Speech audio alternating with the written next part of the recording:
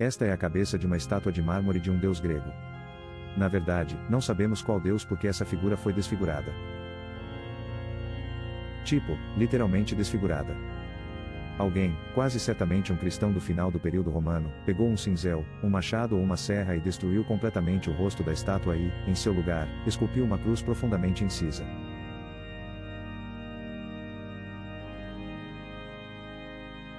Este não é um caso isolado.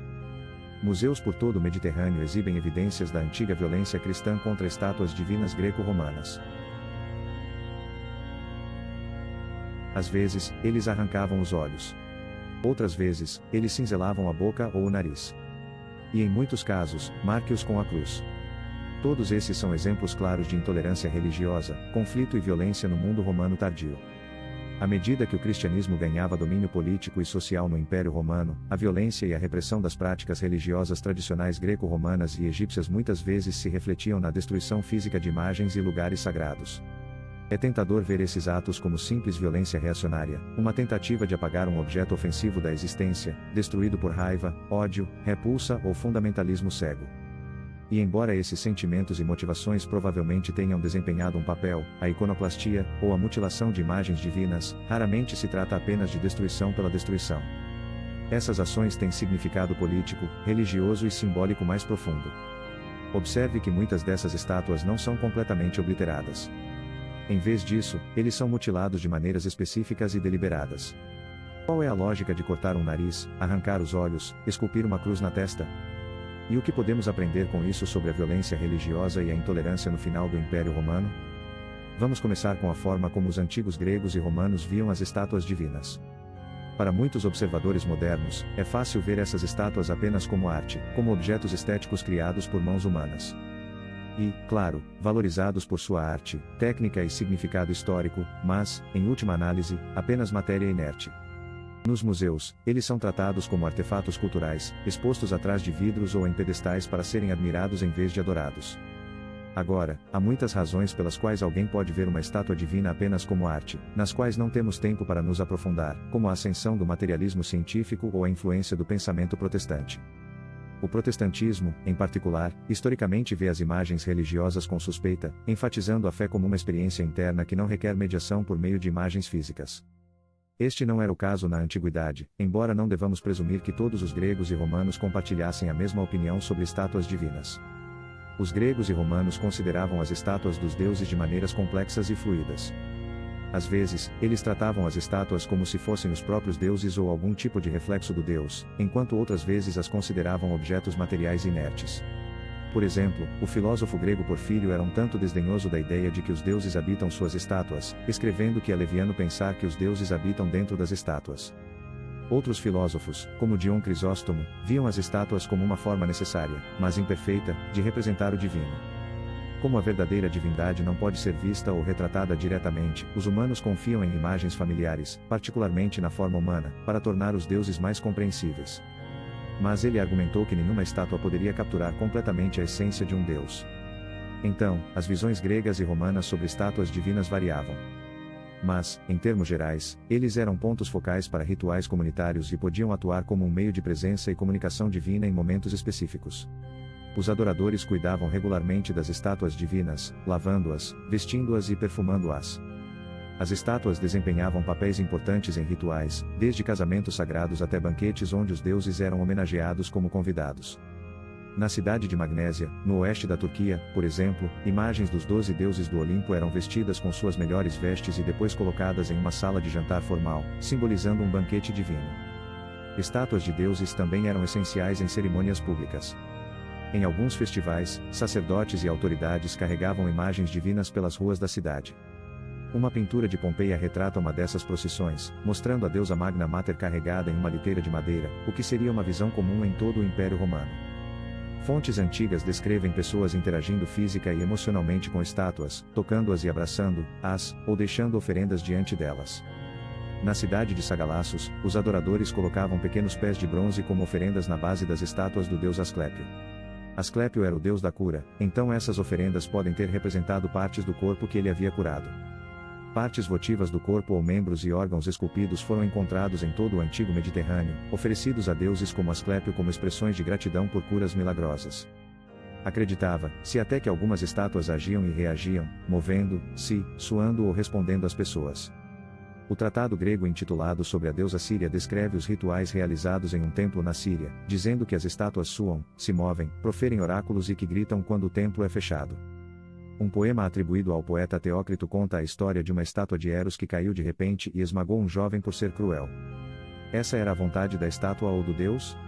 Independentemente disso, histórias como essa mostram como as pessoas viam as estátuas divinas como mais do que meras representações, mas como locais onde a presença ou o poder divino podiam se manifestar de repente. Portanto, embora houvesse uma gama de opiniões sobre estátuas divinas na antiguidade, no geral, elas não eram meramente admiradas como arte. Eles eram lavados, beijados, vestidos, carregados em procissões, escondidos em tempos de crise e, sim, roubados, destruídos ou desfigurados em guerras ou conflitos religiosos em atos de sacrilégio. O que nos traz de volta a violência cristã contra estátuas? Por que destruí-las? Bem, a resposta óbvia é a idolatria. Adorar outros deuses e imagens de deuses esculpidas é o maior pecado da Bíblia. E os primeiros escritores cristãos, como Clemente de Alexandria e Tertuliano, protestaram contra a idolatria como a corrupção definidora da religião grega e romana.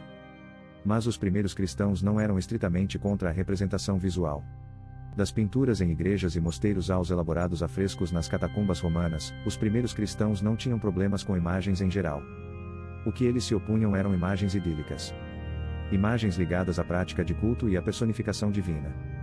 Por prática de culto, quero dizer a palavra latina cultus, que se refere ao cuidado de um deus, aos rituais, oferendas e cerimônias realizadas para honrar uma divindade.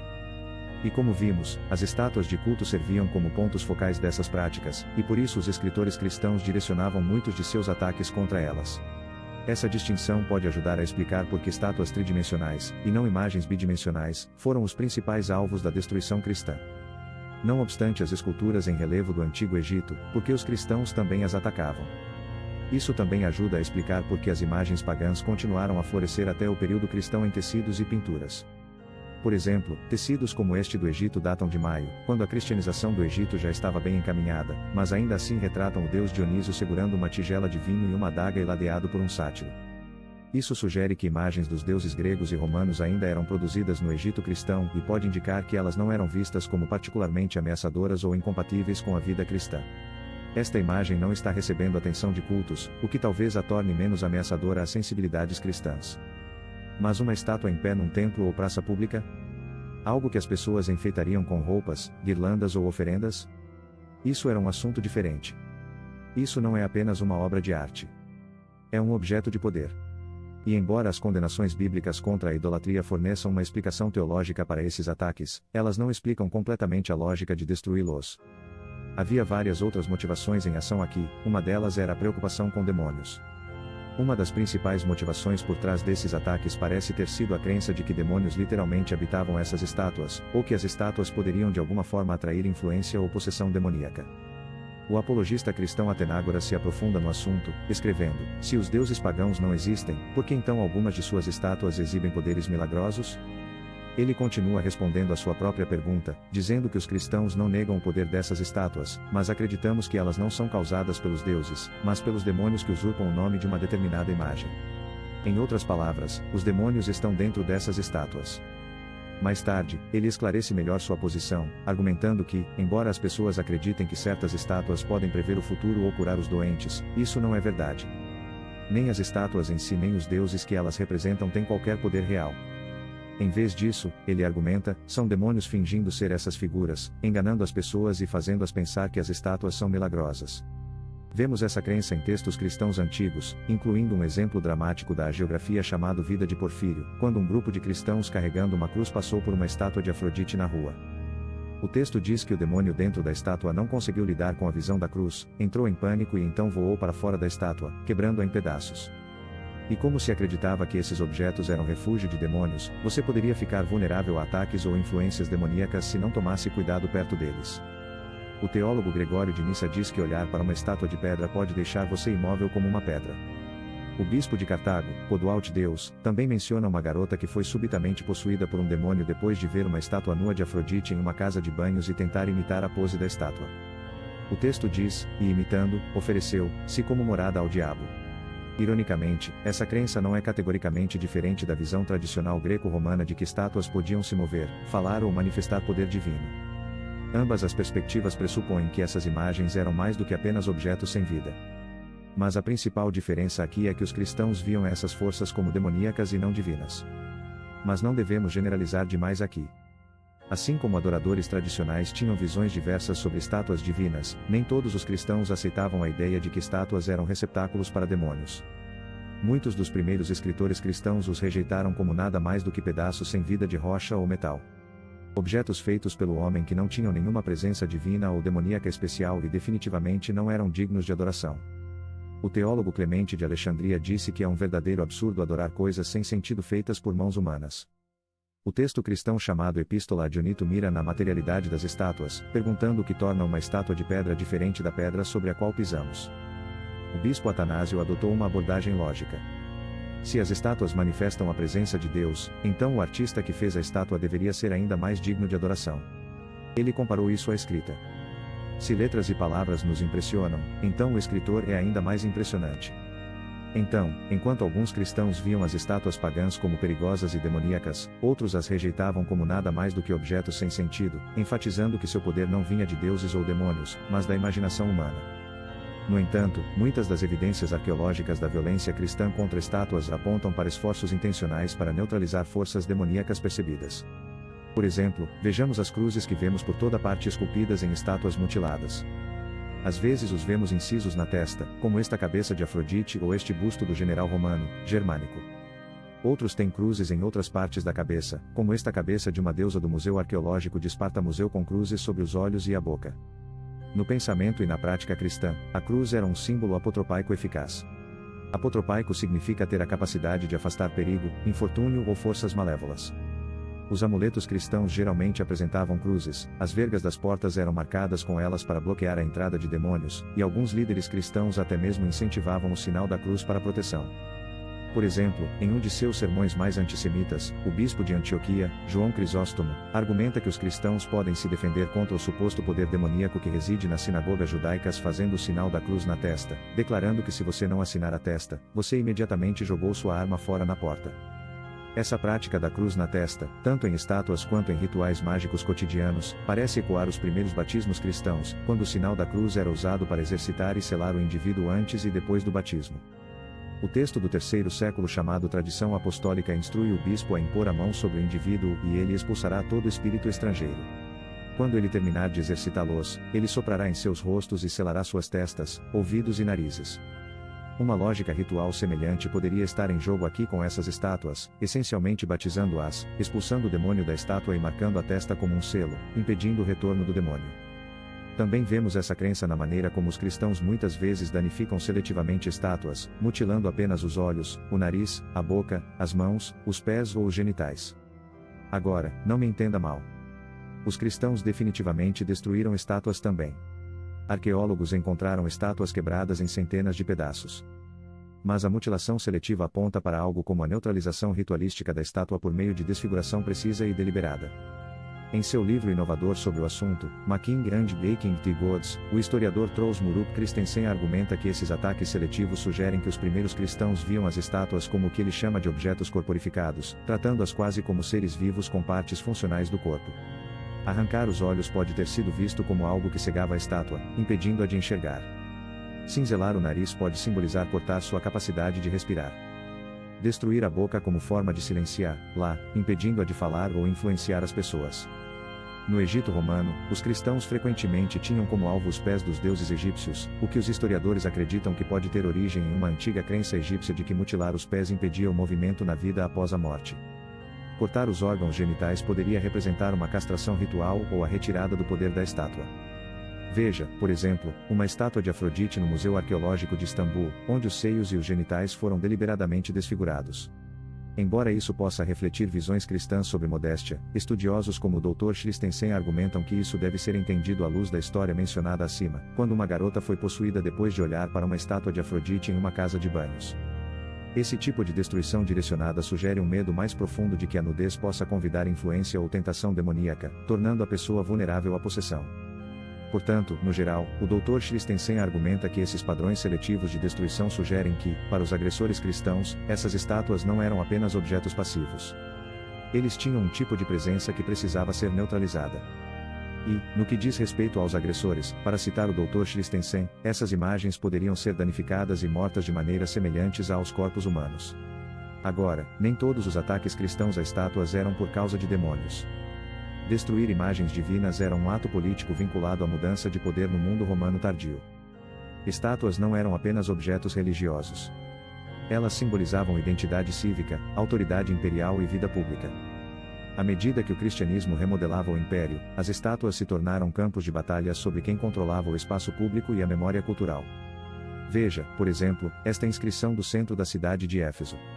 Tendo destruído uma imagem enganosa da demoníaca Ártemis, Demétrio ergueu este sinal da verdade honrando tanto a Deus, o afastador dos ídolos, quanto a cruz, aquela vitória que traz um símbolo mortal de Cristo. Ártemis foi a deusa padroeira de Éfeso durante séculos. Seu famoso templo, uma das 7 maravilhas do mundo antigo, era um importante marco religioso. Mas em algum momento de abril, um cristão chamado Emaús destruiu uma imagem dela e orgulhosamente deixou esta inscrição para marcar sua vitória. O texto até sugere que uma cruz ficava neste pedestal, possivelmente substituindo a estátua que ele derrubou. Esta foi uma demonstração provocativa de domínio religioso. As religiões greco-romanas não desapareceram da noite para o dia quando Constantino se converteu no início do século XIII. Mesmo 100 anos depois, quando Demãos ergueu este monumento em abril, Éfeso ainda tinha uma população não cristã significativa, com deuses tradicionais ainda sendo adorados. Estátuas divinas permaneceram em espaços públicos e privados. Temos evidências de templos ativos até o ano 500 d.C., como o de Baalbek, no atual Líbano. Fontes cristãs até mencionaram a chamada idolatria na cidade de Edessa por volta de 700 d.C. Então o ato de Demas foi um jogo de poder. Ao substituir fisicamente a reverenciada imagem de Ártemis por um símbolo cristão, ele estava afirmando o controle cristão sobre o espaço público. E mesmo que essa inscrição seja do final do século IV, quando o público pagão em Éfeso pode ter sido menor, ela ainda funcionou como um esforço para remodelar o espaço cívico em termos explicitamente cristãos, marcando a paisagem urbana como um lugar onde o cristianismo triunfou sobre um patrono divino agora extinto. Portanto, destruir estátuas divinas também tinha motivos sociais e políticos. Eram demonstrações de triunfalismo cristão reforçando o domínio da nova religião. Os textos cristãos geralmente enquadram esses eventos como vitórias que celebram a destruição de estátuas como prova da superioridade do cristianismo. Em muitos relatos, os próprios convertidos foram retratados destruindo seus antigos deuses, enfatizando a transformação total de sua identidade religiosa. Embora muitas dessas histórias tenham sido provavelmente exageradas ou até mesmo inventadas, elas ajudaram a unir as comunidades cristãs, dando-lhes uma história compartilhada de conquista. E às vezes essa violência era sancionada pelo Estado por meio de legislação. Embora Constantino seja frequentemente lembrado como um grande destruidor de ídolos, isso é, em grande parte, um exagero cristão posterior. Bem, ele fechou alguns templos greco-romanos, mas adotou uma abordagem mais pragmática em relação às religiões tradicionais. De fato, não há evidências arqueológicas de destruição generalizada de estátuas durante seu reinado. A destruição generalizada de estátuas divinas só começou com Teodósio I e seus sucessores, que promulgaram uma série de leis antipagãs que mais tarde foram compiladas no Código Teodósio sob seu bisneto Teodósio II, em abril. Essas leis buscavam suprimir práticas religiosas não cristãs, proibindo sacrifícios, rituais de templos como adivinhação e ordenando o fechamento ou a reutilização de templos. Aqueles que continuaram praticando os ritos tradicionais enfrentaram penalidades. Um decreto emitido em abril, sob o reinado do imperador Arcádio, decreta especificamente que as imagens dos deuses devem ser destruídas. Se alguma imagem ainda estiver nos templos e santuários, e se ela recebeu ou recebe a adoração dos pagãos em algum lugar, ela será arrancada de seus fundamentos. Observe novamente a preocupação com estátuas de culto, imagens que eram usadas ativamente na adoração. Agora, é difícil avaliar quão estritamente essas leis foram aplicadas ou quão amplamente elas foram obedecidas. Como Dr. Christensen argumenta que códigos de leis como o Código Teodósico muitas vezes refletem propaganda imperial em vez da realidade cotidiana. E muitas pessoas simplesmente ficaram indiferentes. Eles não viam problema algum em oferecer incenso a Apolo em um dia e ir ao santuário cristão no dia seguinte. Mas o reinado desses imperadores coincide com surtos esporádicos de violência que frequentemente incluíam a destruição de estátuas divinas. O filósofo grego Libânio descreve gangues de monges vagando pelo campo atacando templos e destruindo estátuas. Ele os chama de uma tribo vestida de preto que ataca os templos com paus, pedras e barras de ferro. Então, segue-se a desolação total, com a remoção de telhados, a demolição de muros, a derrubada de estátuas e a derrubada de altares. E os padres devem ficar quietos ou morrer. Fontes cristãs confirmam que episódios de violência religiosa irromperam periodicamente. Um dos exemplos mais famosos ocorreu na cidade de Alexandria, em março, com a destruição do templo do deus greco, egípcio Serapis. As tensões aumentaram durante anos até que explodiram sob o comando do bispo Teófilo de Alexandria, que, com apoio imperial, liderou um ataque contra o templo, destruindo-o por fim. Fontes cristãs descrevem o evento em detalhes sombrios, particularmente o desmembramento da colossal estátua de Serapis. Escrevendo 11 anos após o ataque, o historiador da igreja Rufinus descreve cristãos arrancando a cabeça da estátua, cortando a cabeça, cortando os braços e as pernas com um machado e, em seguida, espalhando os pedaços por todo o lugar antes de queimar o torso no anfiteatro da cidade para todos verem. Um papiro datado de maio retrata o bispo Teófilo em pé triunfantemente sobre as ruínas do templo de Serapis, destacando o papel que os bispos desempenharam na violência cristã contra as imagens divinas greco-romanas. No final do mundo romano, os bispos estavam se tornando figuras religiosas e políticas poderosas por direito próprio, e bispos como Teófilo derivavam parte de sua autoridade de sua capacidade percebida de identificar ameaças demoníacas no ambiente e de liderar sua expurgando-as, seja por exorcismo, pregação pública ou, em casos extremos como o templo de Serapis, destruição total. Mais uma vez, é difícil dizer o quão comuns esses ataques foram. Embora a destruição do templo de Serapis seja bem atestada, a maioria dessas histórias vem de agiografias, biografias de figuras religiosas destinadas a inspirar devoção e não fornecer história objetiva. Esses textos funcionam como propaganda, muitas vezes exagerando ou até mesmo inventando histórias para reforçar a autoridade cristã e enquadrar a violência religiosa como divinamente sancionada. Embora revelem como os cristãos posteriores queriam se retratar como guerreiros da fé, essas histórias não refletem necessariamente o que realmente estava acontecendo na prática. Episódios violentos como a mutilação de estátuas são de fato alguns dos exemplos mais visíveis e dramáticos de conflito religioso na Antiguidade Tardia, mas não contam toda a história da cristianização. A cristianização é um dos maiores tópicos que você deve tentar compreender quando estuda o mundo romano tardio. É aparentemente simples de entender. Cristianização é um processo pelo qual o Império Romano se tornou cristão. Mas isso é enganosamente simples porque pressupõe uma mudança linear clara de uma religião para outra, quando, na realidade, o processo foi fragmentado, desigual e muitas vezes ambíguo. O que realmente significa para a sociedade se tornar cristã? Medimos isso pelo número de igrejas construídas, pelo número de pessoas que frequentam a liturgia ou pelo aumento de nomes cristãos? A presença de bispos e mosteiros indica uma sociedade totalmente cristianizada ou apenas a expansão das instituições eclesiásticas? Uma sociedade cristianizada quando um lado destrói estátuas greco-romanas, mas muitas dessas pessoas ainda usam tecidos com deuses greco-romanos? Como argumenta o estudioso do cristianismo primitivo Davi Frankfurter, a cristianização não se resumiu apenas às estruturas formais da igreja ou às políticas imperiais. Ela se manifestava na vida cotidiana das pessoas comuns por meio de visitas a santuários, práticas rituais e até mesmo nas maneiras como as pessoas lidavam com doenças, proteção e intervenção divina. Lembra-se das partes votivas do corpo deixadas pelas estátuas de Asclépio? Bem, os adoradores de Asclépio costumavam ir aos seus templos e dormir lá, esperando e torcendo para que o deus os curasse, um ritual que os estudiosos agora chamam de incubação. E os cristãos continuaram essa prática, mas agora incubando em santuários para os santos, em vez de templos de Asclépio. Em vez de uma conversão repentina ou uniforme, a cristianização foi um processo gradual e localizado, onde símbolos, expressões idiomáticas e técnicas cristãs foram sobrepostos a tradições mais antigas, às vezes substituindo-as, às vezes destruindo-as, mas frequentemente reinterpretando-as e incorporando-as a um novo cenário religioso. Essa complexidade também nos ajuda a entender por que a violência cristã contra estátuas foi apenas uma parte de uma transformação muito maior. Enquanto algumas estátuas foram violentamente desfiguradas, outras foram silenciosamente ignoradas e muitas foram reaproveitadas em novos contextos.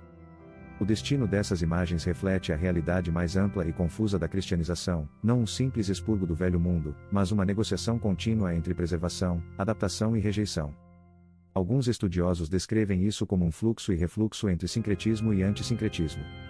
O sincretismo é frequentemente descrito como a mistura de tradições religiosas, mas uma maneira melhor de entendê-lo é como um processo em que comunidades locais moldam e reinterpretam ativamente novos símbolos e práticas religiosas em seus próprios termos. Em sua pesquisa sobre cristianização, o Dr. Davi Frankfurter argumenta que o sincretismo é um processo criativo e dinâmico, uma negociação contínua frequentemente conduzida por líderes religiosos indígenas que integram novas ideias em crenças e práticas tradicionais. Santuários locais podem sobreviver sendo rededicados a um santo ou anjo em vez de serem destruídos como um refúgio para demônios. O antissincretismo, por outro lado, descreve esforços para rejeitar ou expurgar certas práticas religiosas que são vistas como impuras ou incompatíveis com um sistema supostamente autêntico e puro. É quando os reformadores religiosos identificam seletivamente certas tradições como inaceitáveis, rotulando-as como pagãs, idólatras ou demoníacas. Mas os antissincretistas nem sempre são consistentes. Por exemplo, o monge cristão João Damasceno defendeu o uso cristão de ícones e, ao mesmo tempo, atacou os pagãos por usarem imagens divinas, dizendo que os abusos pagãos não tornam nossa veneração às imagens repulsiva. Culpe os pagãos que transformaram imagens em deuses. Só porque os pagãos os usam de forma impura, não é motivo para nos opormos à nossa prática piedosa. Portanto, até mesmo o antissincretismo é um processo seletivo, que escolhe quais tradições incorporar, modificar, ignorar ou destruir para moldar o cristianismo em seus próprios termos. A violência cristã contra estátuas foi um exemplo de antissincretismo.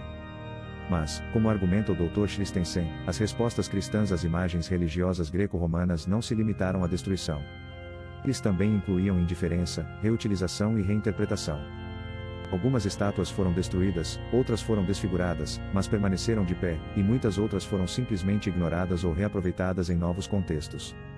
Ataques cristãos contra estátuas divinas greco-romanas são um exemplo de antissincretismo.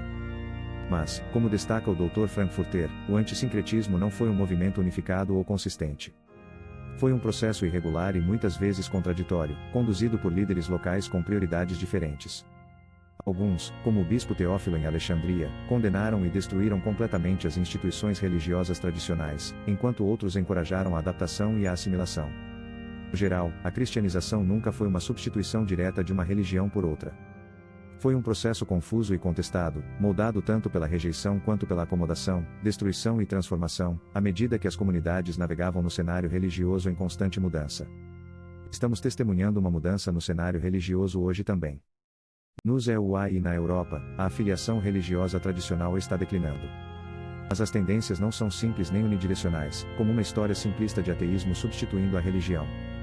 Em vez disso, vemos uma transformação mais complexa, onde o declínio institucional é acompanhado pela ascensão da espiritualidade individualizada ou por reversões repentinas de tendências.